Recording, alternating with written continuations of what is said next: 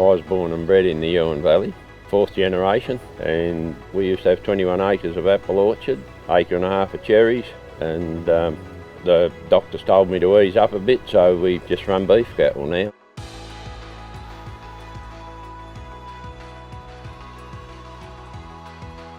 We're on 160 acres now, and we try to run up to about 50, and I like to get them to 650, 700 kilos, so they're not too heavy a dress out weight, and we get the premium prices, and we go for the winter prices. We contract with Greenham and go for the better prices then. So what these guys are doing really well is that they're bringing in cattle from a known source, so being part of their Greenham's program allows them to do that, and bringing them in at that 400 kilo live weight. They're then finishing their steers off to that 600-700 kilo live weight turn-off and sending these into one of the Greenham's winter programs. We go for all British breeds. We buy Black Angus Charolais cross sometimes, South Devon Angus cross. Most of those breeds do really well here, seem to.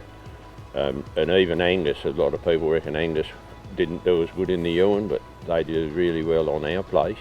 We always buy quiet cattle. If you get good quiet cattle, look after them, treat them well, feed them well, it'll all show up in the end results. Over the last 2 years, Bruce and Evelyn have consigned 110 cattle, and with that have had a 97.3% compliance rate. On average, the MSA index has been around 63, but also quite tight between 60 and 65 indexes for the majority of their cattle. MSA gives everybody a really good incentive to produce good cattle across the board. I've been playing around with cattle ever since I was probably 10. Started milking a cow when I was 12. So I think that's where I've learnt a fair bit about cattle, from what I've learnt along the way with being with them from such a young age, you know. I don't know much else. I did do a bit of truck driving a few years later after things settled down on the farm, and I carted a bit of livestock for different ones at times, and yeah.